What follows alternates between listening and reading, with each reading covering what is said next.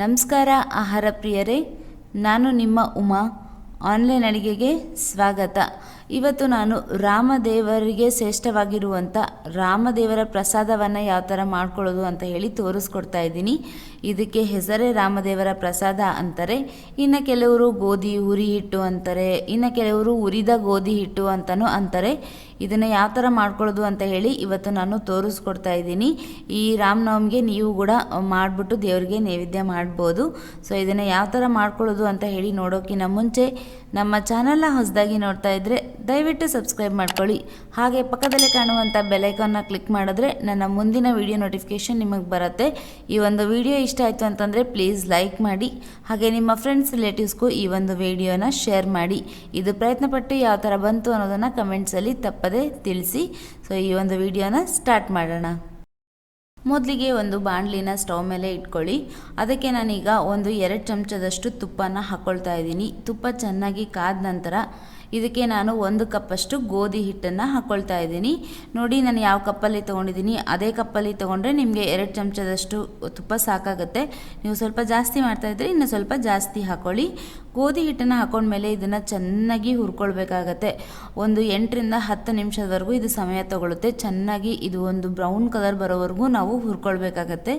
ಇದು ಚೆನ್ನಾಗಿ ಹುರಿದಿದೆ ಅಂದಾಗ ಆಗಲೇ ನಮಗೆ ಒಂದು ಘಮ ಬರುತ್ತೆ. ಆ ಘಮ ಬರೋವರೆಗೂ ನಾವು ಇದನ್ನು ಚೆನ್ನಾಗಿ ಹುರ್ಕೊಳ್ಬೇಕಾಗತ್ತೆ. ಇದನ್ನು ಅರ್ಧಂಬರ್ಧ ಎಲ್ಲ ಹುರಿದ್ರೆ ಅದು ಗೋಧಿ ಹಿಟ್ಟು ಸರಿಯಾಗಿ ಹುರಿದಿರೋದಿಲ್ಲ, ಹಸಿ ಹಸಿ ಅನಿಸುತ್ತೆ, ಚೆನ್ನಾಗಿ ಆಗೋದಿಲ್ಲ. ಸ್ವಲ್ಪ ಪೇಷನ್ಸಿಂದ ನಾವು ನೀಟಾಗಿ ಚೆನ್ನಾಗಿ ಹುರ್ಕೊಳ್ಬೇಕಾಗತ್ತೆ. ಹಾಗಂತ ಇದು ನಾನು ಬ್ರೌನ್ ಹೇಳಿದ್ದೀನಿ ಅಂತ ಹೇಳಿ ತುಂಬ ಒಚ್ಚೋವರೆಗೂ ಕೂಡ ಹುರ್ಕೊಳ್ಬಾರ್ದು. ಆಗಲೇ ಇದು ನಿಮಗೆ ಗೊತ್ತಾಗುತ್ತೆ, ಅಲ್ಲಿವರೆಗೂ ನಾವು ಹುರ್ಕೊಳ್ಬೇಕಾಗತ್ತೆ. ಇದು ರಾಮದೇವರಿಗೆ ನೈವೇದ್ಯ ಮಾಡೋದಕ್ಕೆ ಈ ಪ್ರಸಾದದ ಜೊತೆಗೆ ಮಜ್ಜಿಗೆ, ಪಾನಕ, ಕೋಸಂಬರಿ ಕೂಡ ಇಡ್ತಾರೆ. ಸೊ ಆ ಒಂದು ರೆಸಿಪಿನೂ ಕೂಡ ನಾನು ಹಾಕಿದ್ದೀನಿ. ಯಾರಾದರೂ ಇನ್ನೂ ನೋಡಿಲ್ಲ ಅಂತಂದರೆ ನೀವು ಅದನ್ನು ಕೂಡ ನೋಡ್ಬೋದು. ಯಾರಿಗಾದ್ರೂ ಈ ಪ್ರಸಾದ ಮಾಡೋದು ಗೊತ್ತಿಲ್ಲ ಅಂತಂದರೆ ಅದ್ರ ಜೊತೆ ಇದನ್ನು ಕೂಡ ಮಾಡಿಬಿಟ್ಟು ದೇವರಿಗೆ ನೈವೇದ್ಯ ಮಾಡಿ.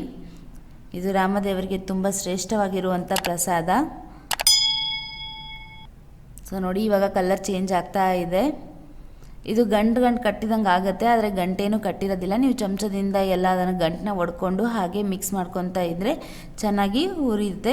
ಇದನ್ನು ನೀವು ಕೈ ಬಿಡಬಾರ್ದು, ಮಾಡ್ತಾ ಇರಬೇಕಾದ್ರೆ ಎಲ್ಲ ಸೀದೋಗ್ಬಿಡುತ್ತೆ ಹಿಟ್ಟು. ಇವಾಗ ಇದು ಆಗಿದೆ, ನಾನು ಇಳಿಸ್ಕೊಳ್ತಾ ಇದ್ದೀನಿ. ನೋಡ್ಬೋದು ನೀವು ಕಲರ್ ಯಾವ ಥರ ಚೇಂಜ್ ಆಗಿದೆ ಅಂತ ಹೇಳಿ.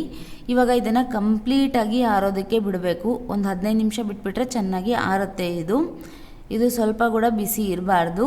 ಈಗ ನಾನು 1 ಕಪ್ಪು ಗೋಧಿ ಹಿಟ್ಟಿಗೆ 3/4 ಕಪ್ಪಷ್ಟು ಬೆಲ್ಲನ ಹಾಕ್ಕೊಳ್ತಾ ಇದ್ದೀನಿ. ಇದು ಬಿಸಿ ಇದ್ದಾಗ ಹಾಕ್ಕೊಂಡ್ರೆ ನೀರು ಹೊಡೆದು ಬಿಡುತ್ತೆ ಬೆಲ್ಲ. ಅದಕ್ಕೆ ಇದು ಕಂಪ್ಲೀಟ್ ತಣ್ಣಗಾದ್ಮೇಲೆ ಹಾಕ್ಕೊಳ್ತಾ ಇದ್ದೀನಿ. ಅದಾದಮೇಲೆ ನಾನು ಇದಕ್ಕೆ 4 ಏಲಕ್ಕಿ ಕಾಯಿನ ಪುಡಿ ಮಾಡ್ಕೊಂಡಿರೋದನ್ನು ಹಾಕ್ಕೊಳ್ತಾ ಇದ್ದೀನಿ. ಇದನ್ನೆಲ್ಲ ಹಾಕ್ಕೊಂಡು ಚೆನ್ನಾಗಿ ಕಲಿಸ್ಕೊಳ್ಬೇಕು. ಸ್ಪೂನಿಂದ ಕಲಿಸ್ಕೊಂಡು ಆಮೇಲೆ ಸರಿ ಹೋಗಿಲ್ಲ ಅಂತೇಳಿ ನಾನು ಕೈಯಿಂದ ಎಲ್ಲ ಚೆನ್ನಾಗಿ ಕಲಿಸ್ಬಿಟ್ಟು ಆ ಉಂಡೆಗಳನ್ನ ಒಡೆದೆ. ನೀವು ಕೂಡ ಆ ಥರ ಕೈಯಿಂದನೇ ಕಲಿಸ್ಕೊಳ್ಬೋದು.